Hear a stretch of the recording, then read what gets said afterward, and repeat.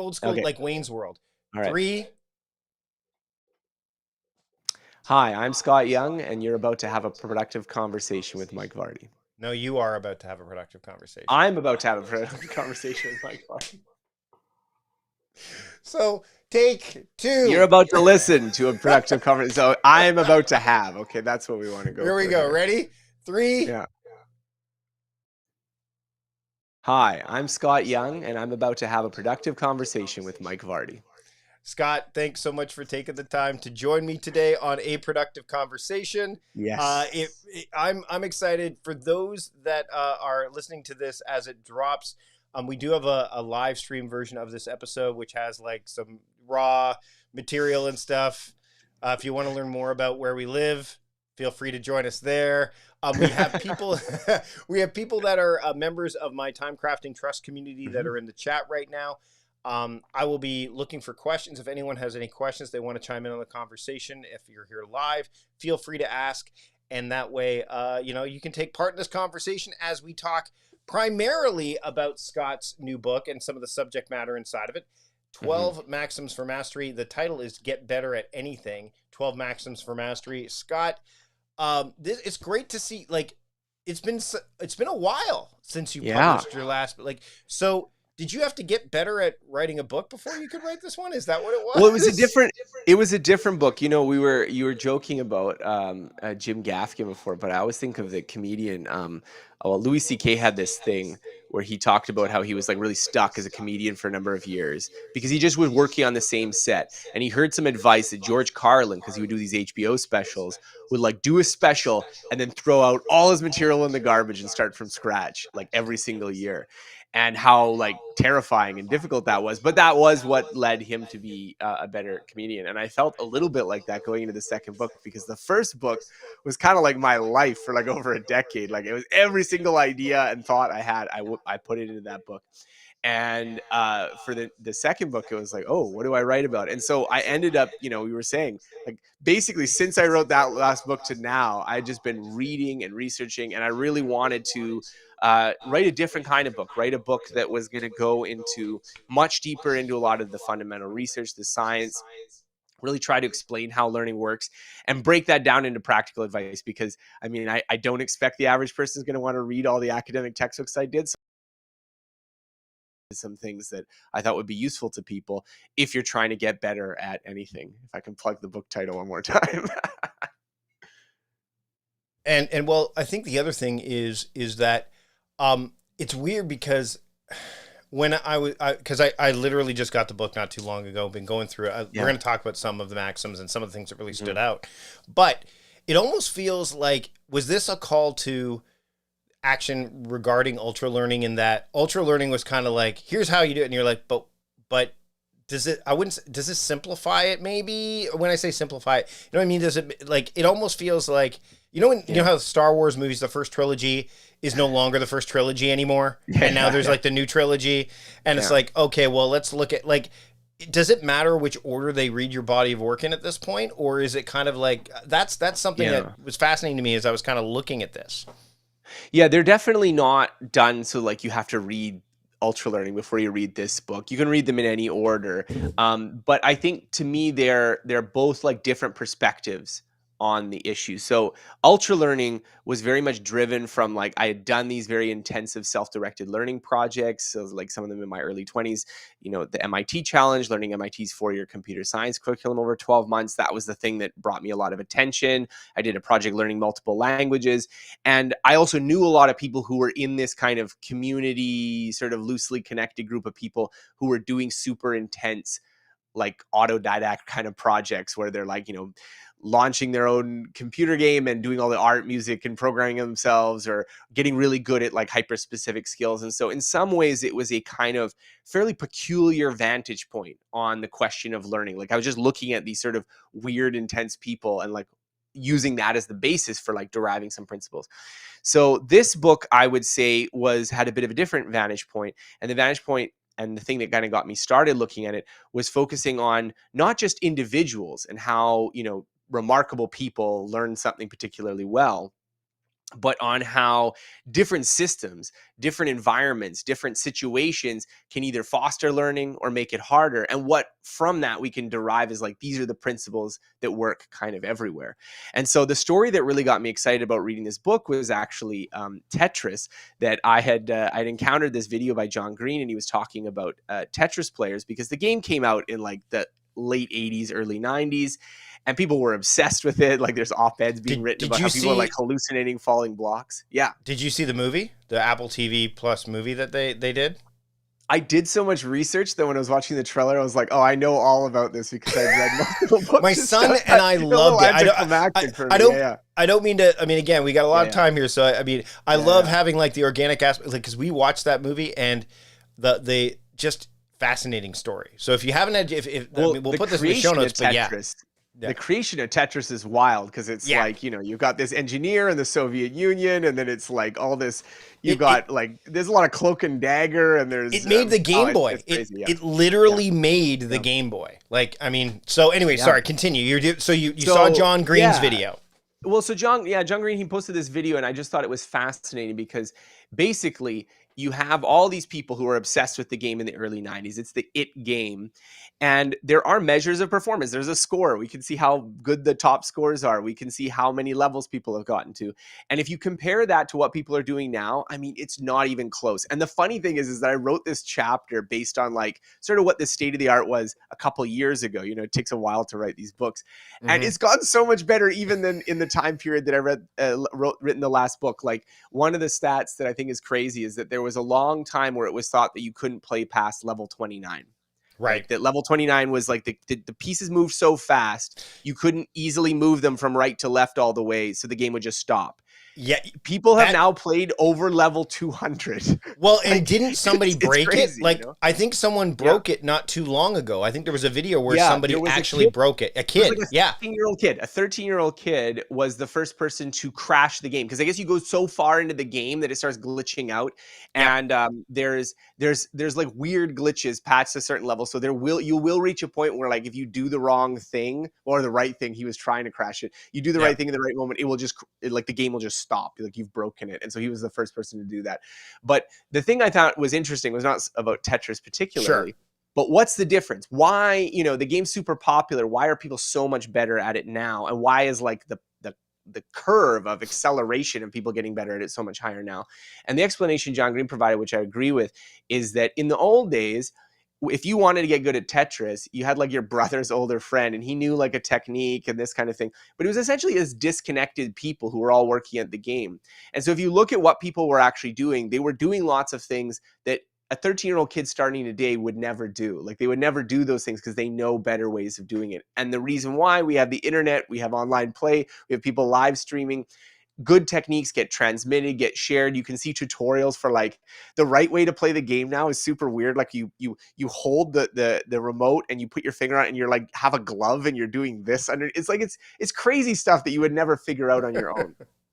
And so the thing that I thought was interesting, and it parallels a lot more serious and important cases, in case people thinking I'm being frivolous here, is that the ability to learn from other people, the ability for knowledge to get transmitted within a domain, is essential, not just to learning as an individual, but to progress of the whole field. I link it back to chemistry and science. Like, the main problem the alchemists had was not that they weren't scientific.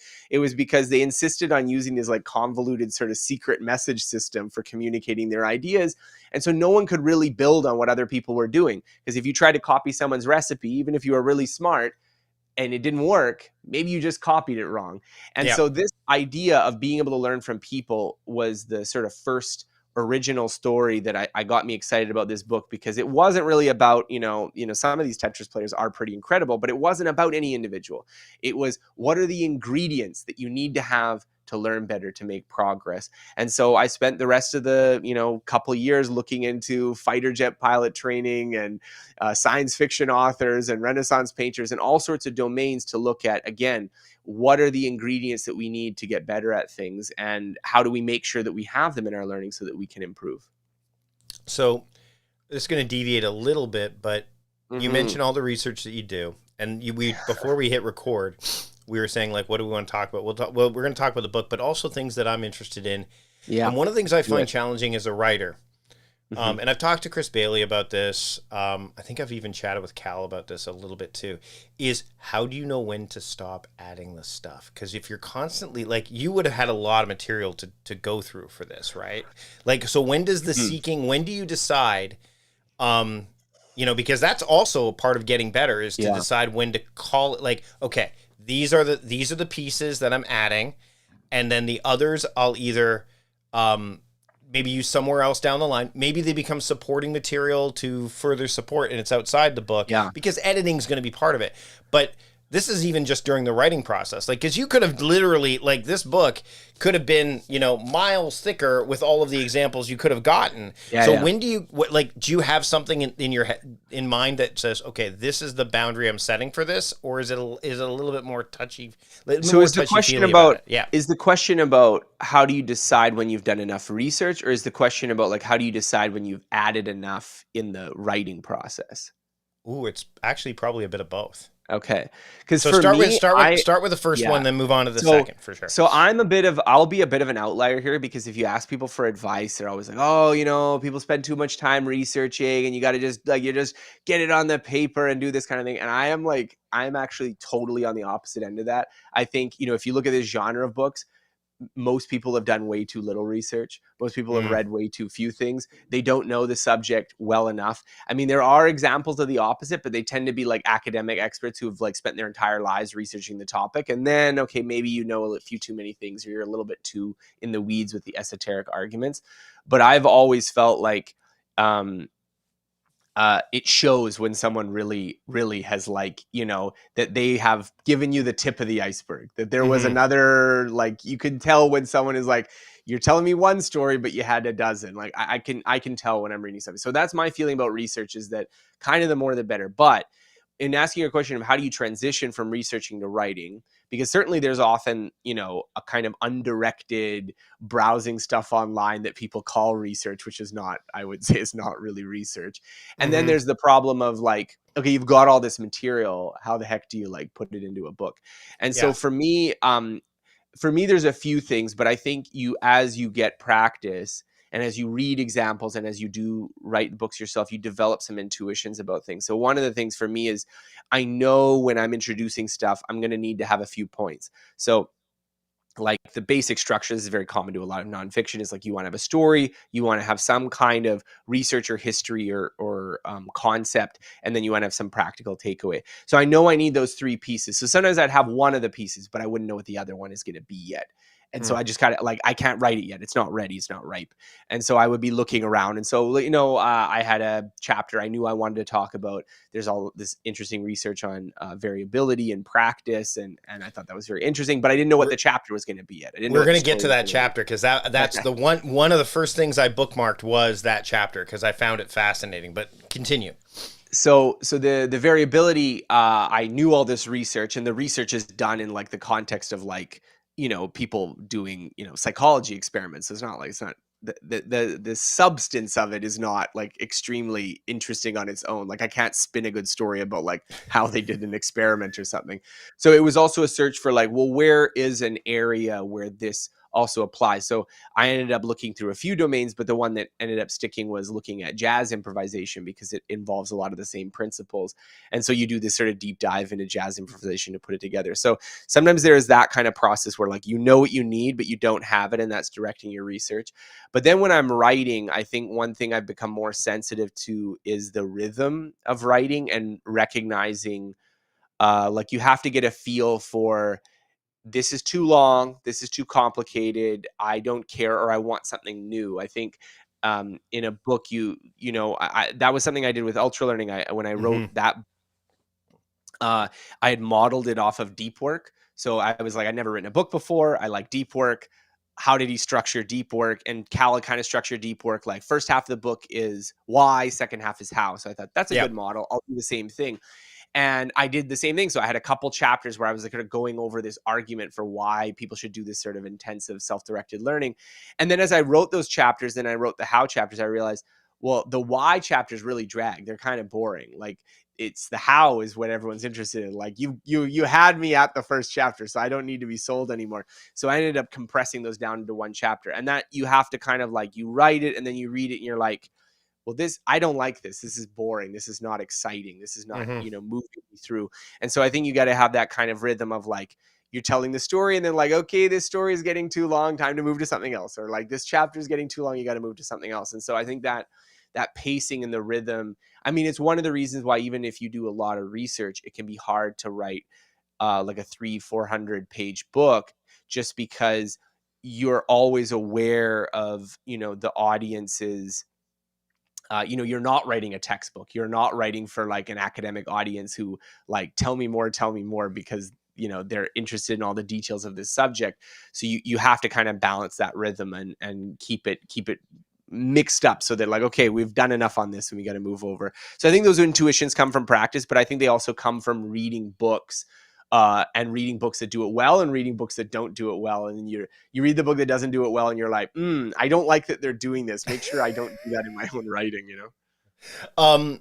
Really quickly, Edward's got a Mhm. question we'll come to in a second, but Love it. I look as you're talking about the why to and the how to. I'm like, why didn't you call the book "How to Get Better at Anything"? Was it very? Do you think it was? Mm, I wonder yeah. if there's nuance in just get better at anything more than how to get better at anything. Like it's almost Well, How to Get Better at Anything is a longer title, so I prefer that Get Better too. at Anything just out of length. The Fair, how to is almost implicit in there, but I think we went through a lot of titles. The title for this book, I think, was a lot harder than Ultralearning.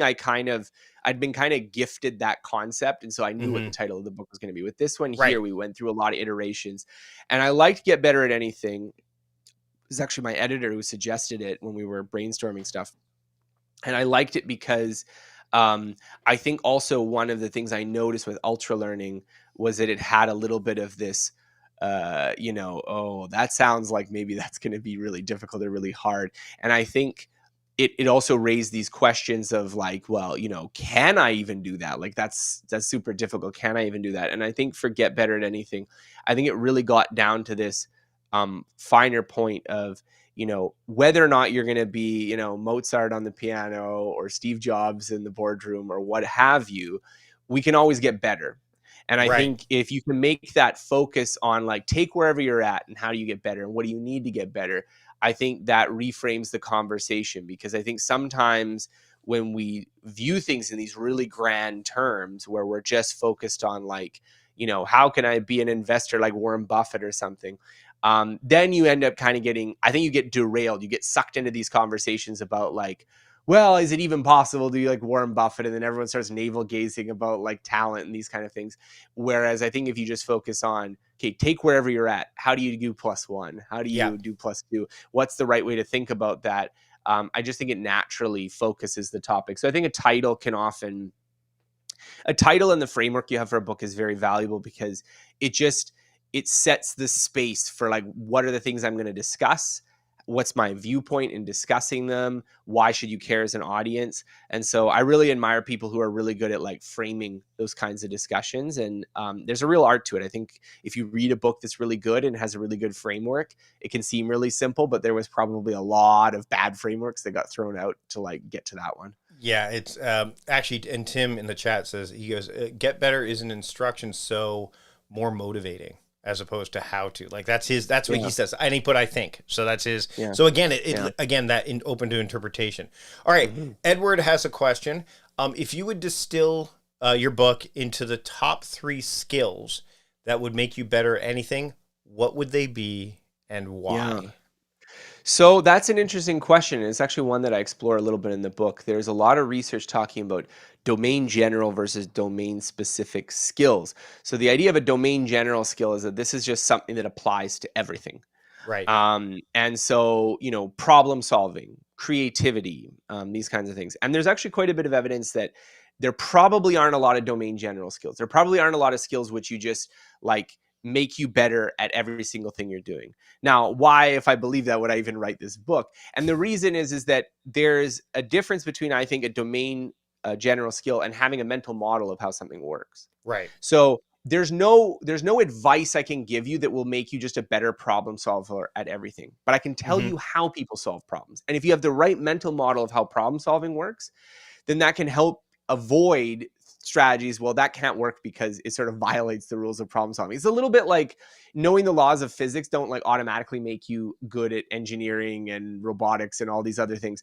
But if you know them, you kind of know what's possible, what's not possible. And so I think this is also something that I really try to do in this book is give people mental models, give Right. people a picture of this is how learning works. Because if you have that mental model and you have the right mental model, then you're going to be much more likely to invest effort that goes in the right way. So I mean, maybe this is a little pedantic, but the way I think about it is it's not about acquiring, like you acquire these 3 skills and then you're going to be good at everything. There's probably some more general skills than others. I mean, reading is a super important skill that we Mm-hmm. usually learn in grade school, and they teach it to us for a reason. And I would argue that there's certain branches of like academic skills that I've found very valuable for like their mental models. But for me, I think an area that's often lacking because we don't teach it in school, because it's very rarely a topic that you were taught in high school, or even if you studied psychology. I mean, learning is often not a central topic. It's like, they spend a lot more time on like Freud and, some of these other kinds of, other sorts of topics. I think having good mental models for how learning works, how skills work, and how those things interact, I think is very important. And so that's what I really try to do with this book. And so, yeah, if you're going to say what are the important mental models to acquire, well, I think one of them definitely would be learning and how Mm-hmm. learning works. Right. Right. Interestingly, you bring up mental models. First name that comes to mind, Shane Yeah. Parrish, another Yeah. well-known Canadian. Yeah, of course. Yeah. Not all. Yeah. No, so when people, first off, some people don't know what mental models are, Sure. like out of the gate. But secondly, like again, this actually ties in nicely to the idea of how do you know what to put in the book, right? Like when do you, like, because you can spend a lot of time studying and seeking and looking at mental models and get that confused with actually doing something with them, right? Does that make sense? Like, Yeah. I'd love to hear your thoughts on that, because I think that I often say, like, people spend a lot, like, I want people to avoid doing productive instead of actually being productive, like confusing activity with actually like, like being productive. So how do you make sure that there's like this ebb and flow between like, I'm taking mental models and I'm using them and applying them, as opposed to just saying, well, I know these, so because I know them and I'm aware of them, I can actually, that's all I really need to do. Yeah, I mean, we have a lot of evidence from other subjects where people are trying to teach conceptual subjects. So all I mean by mental models really is just uh, a kind of understanding of how something works. Right.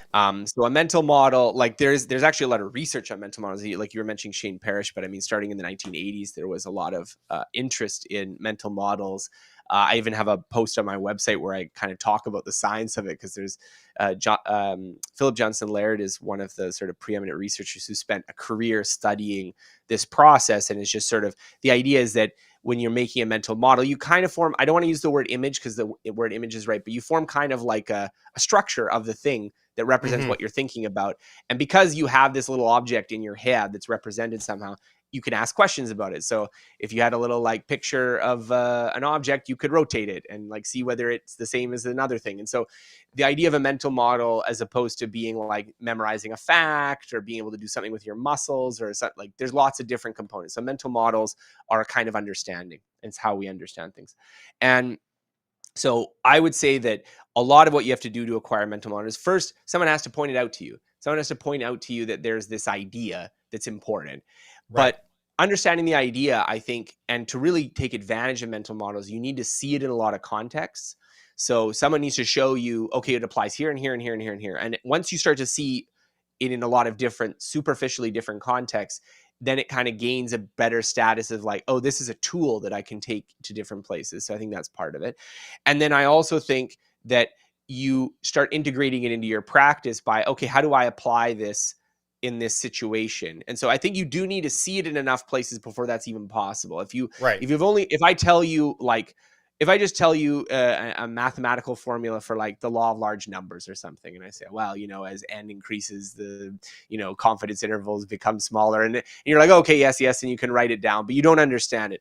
But if I say something like, well, the law of large numbers basically means that if you want to know who's a better baseball player, it helps to look at, more games than fewer games, right? The person who wins a few games is going to be, that's a concrete example. Or if I talk about you should trust studies that have more participants in them, or you should trust polls that ask more people. And these are all different examples, and you're like, okay, I understand this general principle and I understand how it works. And so I think the same thing about like a book like this one, where I am introducing a number of important mental models that have been derived from research that I think are very fundamental to how learning works.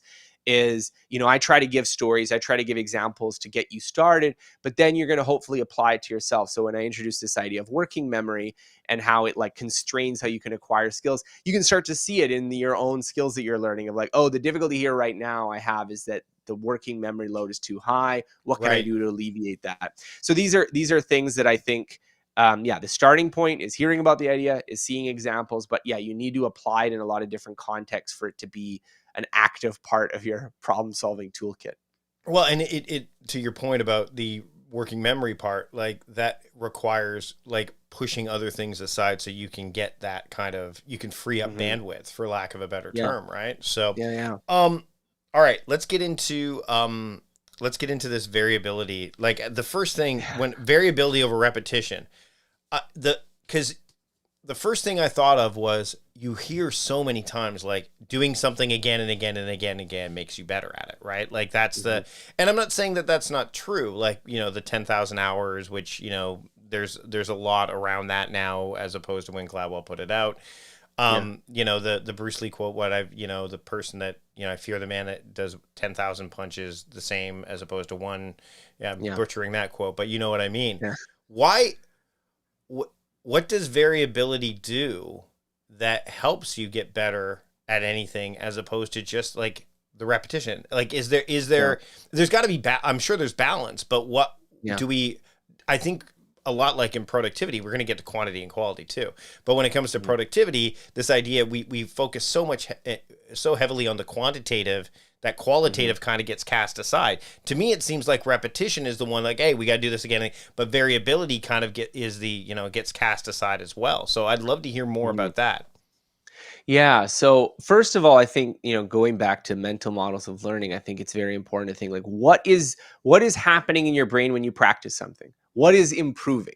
Because we tend to like speak about this in broad terms, like, oh, if you just practice something a lot, you'll get better. And I mean, I know you mentioned the 10,000 hour rule. I recently published a post on my website reviewing some research talking about why I think the 10,000 hour rule is just like a bad meme, like it's just not a good idea. Yeah. And the reason is not because practice isn't important, but because, first of all, the research it was based on, Anders Ericsson's deliberate practice, very much did not say that just spending 10,000 hours doing something will make you world class. The whole phenomenon he was investigating is that most people, even people who do things for their professional lives, do not become really, really good at it. Like they do not become world class. So he invented this whole idea of deliberate practice in part to explain why some people seem to get really, really good and other people don't. It's the quantitative part, though. It's that, like, people want numbers. If they get numbers, they're like, if I do this many times, then it's a good meme. It is, but it's very it's got to frustrate the hell out of you when you see something like that. I mean, I think so. I think that's one thing. I think that this kind of idea that like is just racking up enough hours. You do need a lot of practice, but what is practice doing? Well, one of the things practice is doing is it's making whatever actions you're taking smoother and more automatic. So if I'm practicing a golf swing, I'm making the motion smoother. It's requiring less mental energy. I'm not thinking as much about where my swing is going, how I'm moving. I am maybe also tweaking and adapting it to different conditions. If, I'm taking a hit out of the sand pit, or if I'm, driving, I'm adjusting how I'm doing things. So practice is making this performance smoother, fluid, more automatic. Now, this has some great benefits and it also has some downsides. One of the great benefits of this kind of practice is you remove the mental effort. We were talking about working memory, another good concept, good mental model. As you remove the effort to perform a skill, you can free up your mind for other things. So a good example of this is reading. When you start to learn to read and you are just at the beginning part of recognizing the letters, it's excruciating to sound out every single word. But as you keep doing it, as you keep practicing, your brain develops specialized circuitry that will recognize the letters, associate them with the sounds, automatically suggest the word in your head. And this all happens unconsciously. You're not thinking about it at all. And that means that you have all this extra mental bandwidth to think about the meaning, think about whether you agree with the person or not, sometimes also to daydream. These kinds of things can go on as well. If you're driving a car, when you started driving a car, it was probably a very effortful, difficult task. You were not sure how to steer the wheel. Like, how much do I turn it to get the turn I want to get? How do I change lanes? It was probably a lot. But now you maybe can do it so well that when you're commuting, if you have to go to a different destination than you normally do, sometimes you accidentally go on your normal commute. Like, oh, shoot, I took that exit. I wasn't supposed to, Yep. because you're not even thinking about what you're doing. So this is a general trend of practice, is that it makes skills smoother, more automatic. I know there's a quote, which is, practice doesn't make perfect, practice makes permanent. I don't know whether I would go so far as to agree with that, but it does suggest that like what you're doing is making something that was explicit, deliberate, effortful into something that's automatic. That's very good. The downside is that while we can improve through practice, I don't want to suggest that we just learn things very rigidly and we never make any improvements. Like you learn something one way and you just practice it identically time after time. But there's limits to how much you can change your skill just through repetition. So the example I like to raise is, if you're typing on a keyboard and you learn to hunt and peck with your 2 fingers, and you're looking at the keyboard and you're hunting and pecking, no amount of practice your entire life is going to turn that into touch typing. It's not like if you do it for 10,000 hours, all of a sudden you're going to be using all 4 fingers and doing it the way you should have been taught in typing class. And so there is a real sense that as you practice, as you do a lot, you are also ingraining in certain kinds of habits that will limit you maybe if you using the wrong method, the wrong technique, and you have to do something quite different. So what does variable practice do? Well, one of the things that I think, again, from this model of doing things, is that often what we are doing when we're performing complicated skills is we're not just performing an action. We're not just, okay, I need to do this, but we're also deciding when we need to perform that action. And so there's a lot of research showing that if you do practice in fairly narrow, constrained circumstances, so, okay, we're going to do our layups, and you just practice layups again and again and again and again, you do get smoother and more fluent at practicing the layup. But one of the problems is that you don't develop this kind of control process of deciding, okay, this is when to do the layup. This is the timing. This is when to do that. And that gets sort of underdeveloped. And so there's this concept called the paradox of transfer, which is that if you practice in a more variable environment, so you're doing your layup, but you're also doing 3-pointers, and you're also doing free throws, and you're doing it, where someone's also like, putting some pressure on you, so you have to shoot quickly, and you're not just standing behind the line with no opponents there. If you have greater variability, learning will be slower. You will not acquire the layup pattern as fast. You will not acquire the free throw as fast as you would if you were explicitly focused on it in isolation. But you will develop more deeper, more abstract patterns. So if you learn a new skill, or you learn in a new context, your learning tends to be faster. And so this shows that if you want a flexible skill, if you want to be able to perform something in a lot of different environments, variability in the practice is super important. Because if you only practice in this sort of very narrow circumstances, you can have this illusion that you're getting really good at it, but then you go to apply it somewhere else, and it's very difficult. And I think this is a real problem with school-based subjects, because how do they do it? Well, you do unit 1, and then you do unit 1 homework, which is the problems that come from unit 1. And you're like, maybe it's difficult, but you get it. And you're like, okay, you move on. And then you do unit 2 and unit 3, unit 4, and you pass the exam, and the class went well. And you're like, okay, I aced it. And then you go to the real world and you go to the job, and you're applying things that should have been from unit 3, but you don't apply it. You don't transfer it. And why don't you do that? Because you were learning it and practicing it in this very constrained set of environments, which makes it so that when you are in a very different environment, you're much less likely to apply those techniques, because you have not developed those control processes. You've not figured out what are the right places to do it. It's so funny, because as you're talking about this, I think about the static versus the dynamic, right? Like, there's so many more. We try to make things that are going to be dynamic static as much as possible, because we like certainty. Like, we like to know, like, okay, this, but once you involve other things, people, places, scenarios, I mean, I guess, even, I was talking to somebody about this the other day, about, the push to get everybody back in the office, right? Like, let's get everybody back in the office. And it's like, this was never going to happen. Remote work was never, I'm like, I don't know. Yeah. Remote work was happening. It just got accelerated by the conditions of what was going on, and it worked. And now it doesn't mean that it has to be that way permanently, to your point, but there is, like, terms like hybrid, dynamic, nuance, like all those things. First off, they're very like it's just the way like or the shades of gray, like black and white. Mhm. No, it's the world operates in gray. And when you learn something, I mean, although I will tell you that kids hate it when you say when you go into the real world, they're like, oh god, they roll their eyes, right? My daughter, I can't tell you how many times like, Yeah. well, when you get, you can't just roll in at this time and the real like being late. There's a Yeah. good example. Like being late, you have agency Yeah. over, right? Like Yeah. that is something, but there are other elements like when she goes and works at the coffee shop and she's like I'm booked for these hours because that's what she's doing and she's getting ready for school. She knows that her static time to be there is from here to here and then like from 9 to 5 or what 9 to 2 or whatever, and that there's certain skills and there's certain things that she's going to and she's actually really good at being a barista now, which is great. She's Mhm. going to be going to Concordia in the fall in Montreal, Yeah. so she's got all the skills of like serving, like she's going to do Yeah. quite well at, but the dynamic elements are the other people. Like, what are they going to Yeah. order? How busy is it going to be? How how does someone learn? Because when you're saying you get better at Yeah. anything, the dynamic elements are Yeah. so important. How how do we make sure that we don't ignore them and get so myopic that like because that's when someone Yeah. picks up a book like that's like seems prescriptive, seems Yeah. prescriptive, Mhm. and when you then they're like, oh, but this didn't work because of X. Like Mhm. this chapter on variability, which is basically smack dab in the middle of the book. Yeah. It kind of is like, hey, by the way, this matters. Like, how does Mhm. someone get past that? Because we live in a world that doesn't like to promote that either. Yeah. Yeah, so when you're talking about dynamic skills and skills where you have unpredictable elements from the environment and it's continuous in time and it's interactive, it's funny you mentioned that because I have a whole chapter about it. So there's lots of topics. Everything you bring up, I can be like, guess what? It's in the book. But no, but I did a lot of research because this was I think a big concern.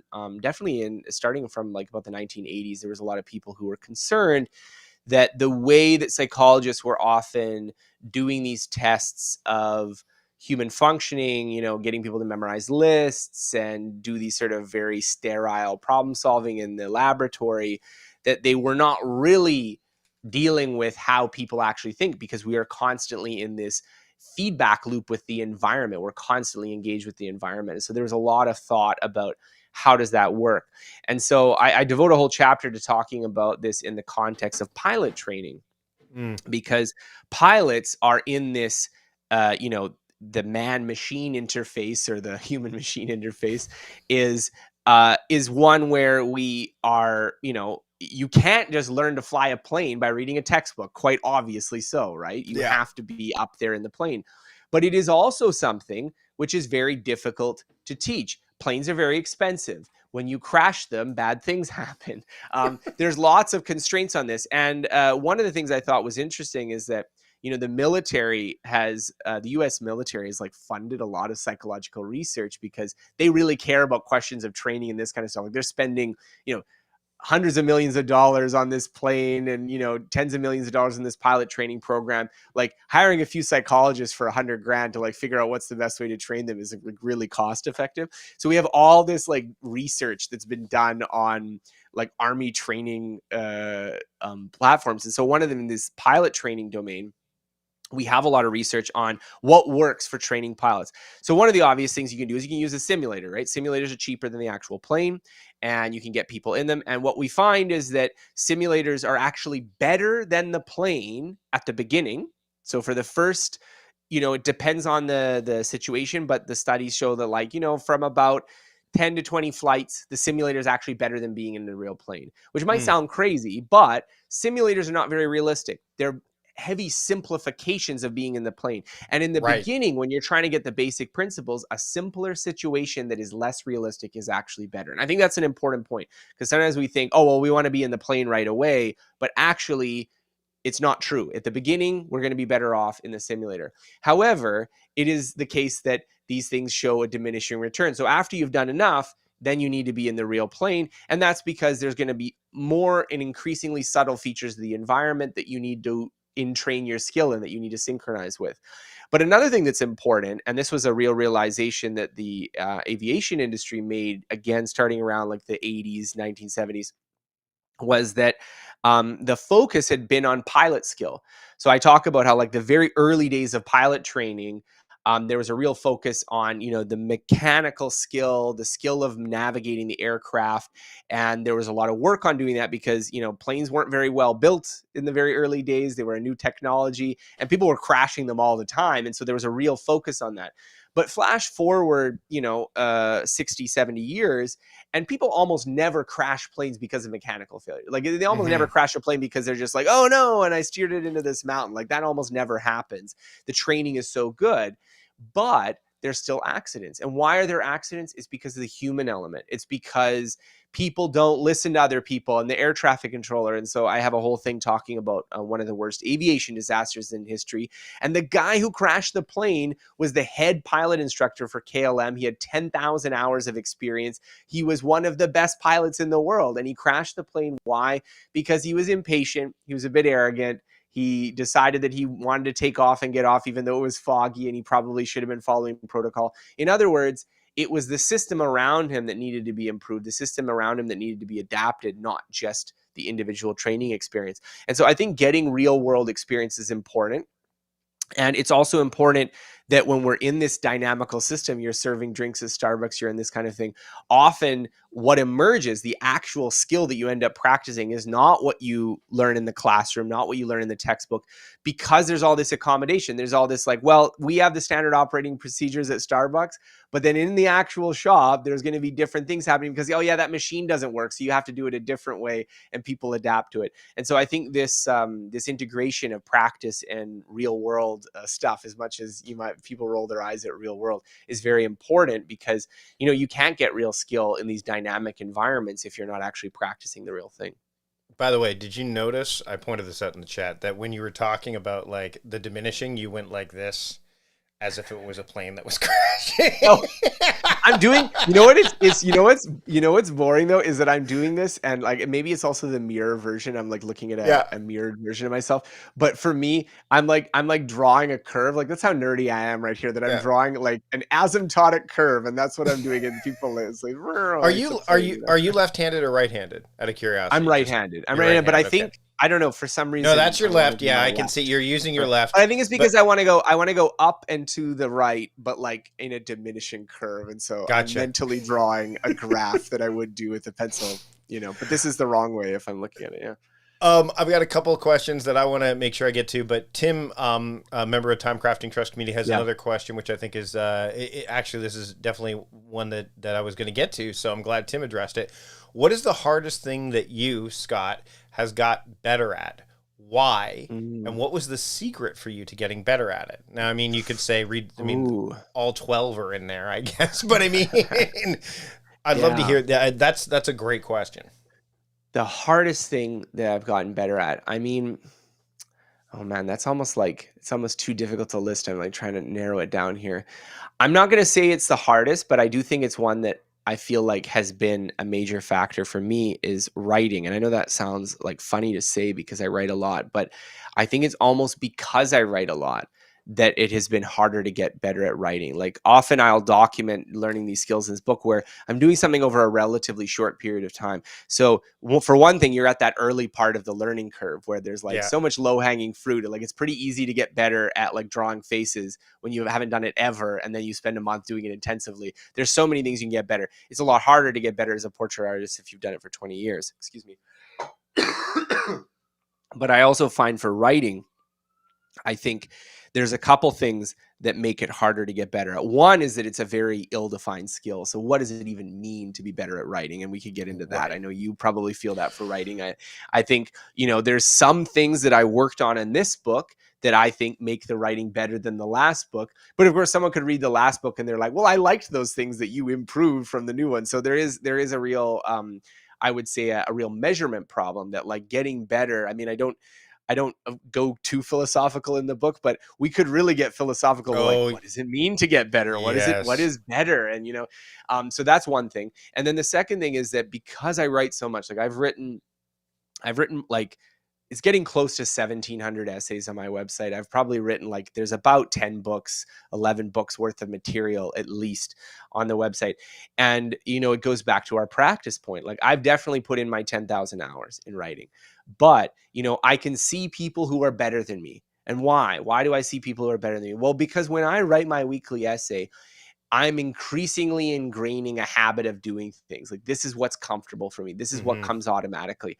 And every once in a while, someone will point out, yeah, but that's not the best way to do it. Or you're doing this, and that's kind of like not so good. And so part of getting better, and like, to go sort of what's the secret for getting better, I found that, like, if you can have a project that has constraints which force you to do something in not the way that feels most automatic, that is a good way to move forward in your skill when you've had a lot of practice and you've reached the phase that I've had where you've done it too much. It's not the issue that you don't have enough practice, but you've done it too much and you're not getting any better at it. And so for me with this book, for instance, I set particular constraints I wanted to have on my writing, on my thinking, that it was like, I like these qualities in other writers. I want to try to do it myself. Now, you know, we can again go into the, like, is that actually better? Or is that, you know, a lateral move or a different style? Those are good points. But that process, I think, is necessary if you want to do something differently. If you don't want to just fall into your old habits, if you want to produce work that, forget better, it's at least different. Right. It requires you to select constraints that are going to force you out of that. So if you're a hunting and pecking kind of person on the keyboard and you want to do touch typing, you need something that's going to force you to do that. So you need the paper that's taped over the keyboard, and you're like, I can only have my fingers on the home rows and I'm not allowed to look at the keys, and I'm going to make lots of mistakes for a week or two, but eventually I'm going to learn a new way of typing, because otherwise you're just going to go back to that default every time because it's more convenient. Right. Well, and you also have to be willing to decide. Like I pointed out in the chat that I took typing class in high school. Yep. And I do not touch type, but I type really quickly. Yeah. Which I know. So the look at, like, really, I'm like, yes, I can type really well without, I'm not hunting and pecking, but I definitely don't. And I've tried to get back to that.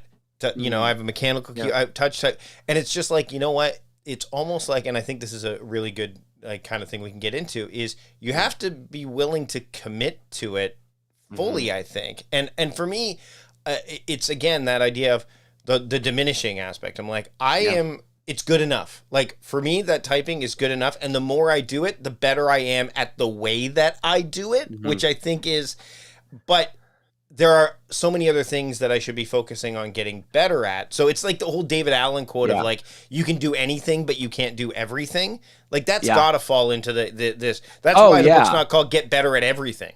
I mean, you stole the words right out of my mouth. I mean, we could spend a whole episode just dissecting the 4 words of the title of the book. Like, what does it mean to get better and anything?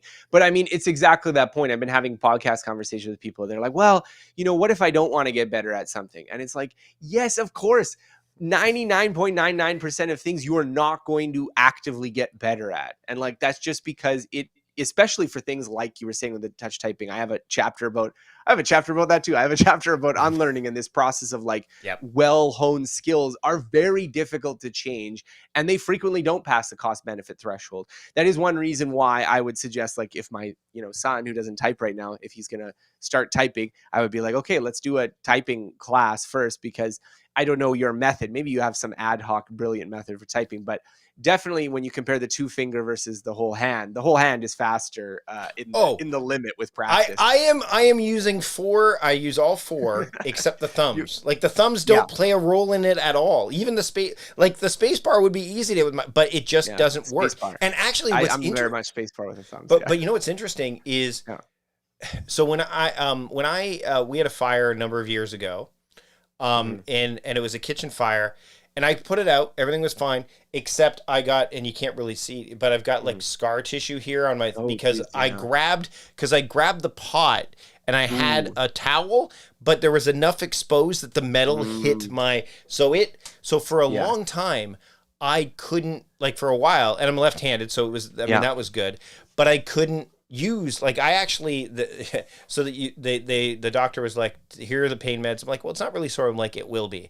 And I'm like, oh, like, as it heals? And they go, no, because if you don't start being able to do this, then we're going to have to Yeah, do the some scar skin tissue. grafting. They would Yeah, have yeah. to skin. Yeah, they go, that's what's going to hurt is you. And so, but because I never used my thumbs so it never affected that. Like, and Mm, so it was almost like it was serendipitous that I had never, I mean, and I was doing other things too. I yeah, embraced dictation more, all that stuff. yeah. But yeah, like I definitely don't hunt and peck, but it is some weird ad hoc way. And to your point, like the idea of improving on something, it's about choice, right? Like Yeah, what do I yeah, want to give my, and Lisa brings this up. She says, this is like about the idea of hitting a plateau in yeah. sports training where you hit a plateau and need a challenge to help you get over that. Like when you've Mhm. kind of hit that threshold. And it's yeah, to me it's interesting. Now I want to talk about two more things before we wrap up because I want to be Sure. respectful of time.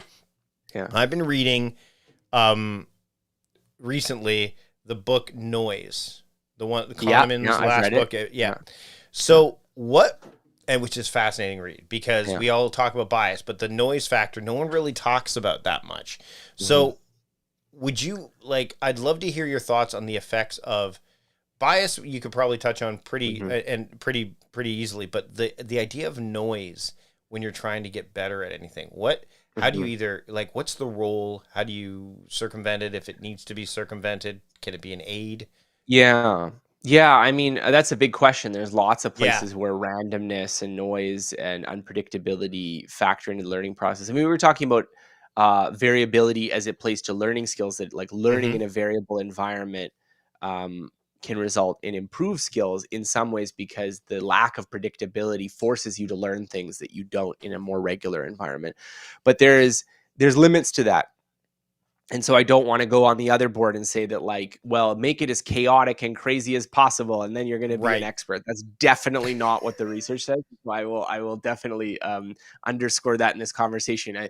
I try to lay out some very clear mental models for understanding when and when it's not helpful. But one of the things that I found really interesting doing the research is that there's been, starting in the 1980s, there was a lot of research. Everything starts in the 1980s. In the 1980s, there was a lot of research on expert novice differences.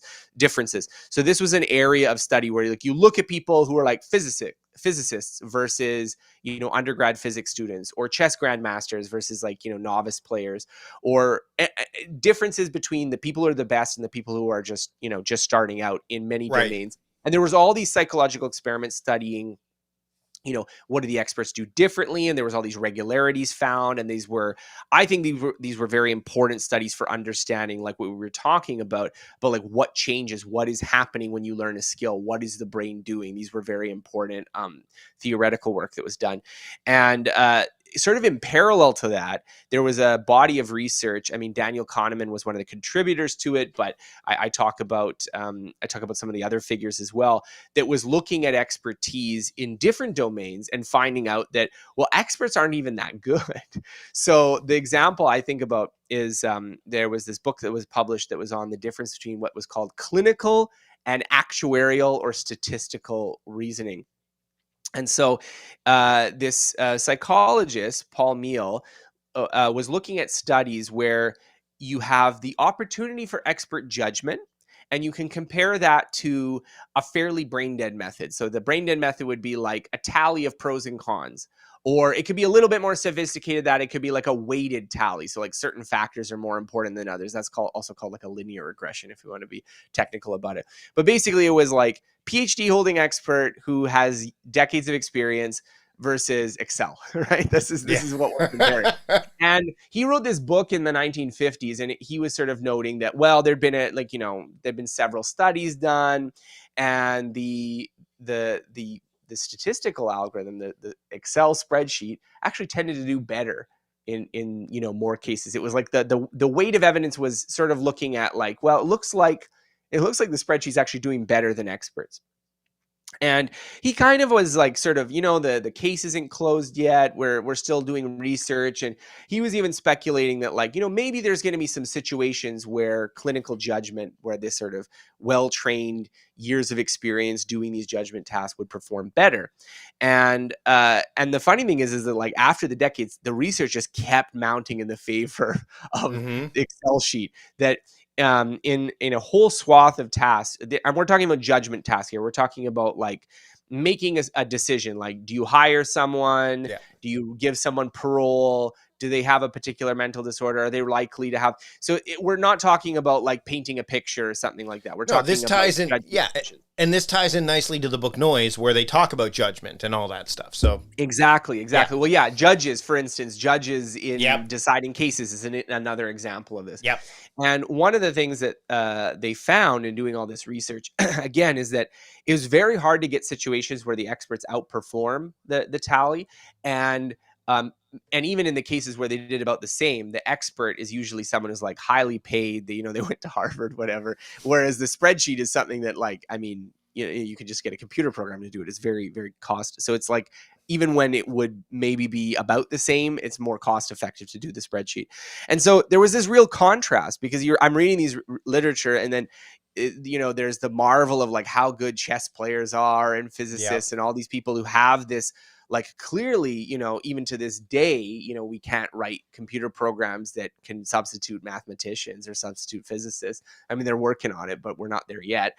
And yet we're talking about much, much more basic systems, like you can write them in Excel, that are doing better. So what's the difference?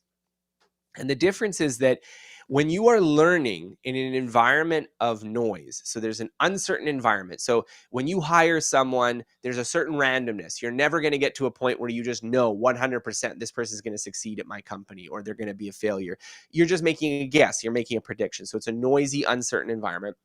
And there's a lot of different pieces of information that could be predictive.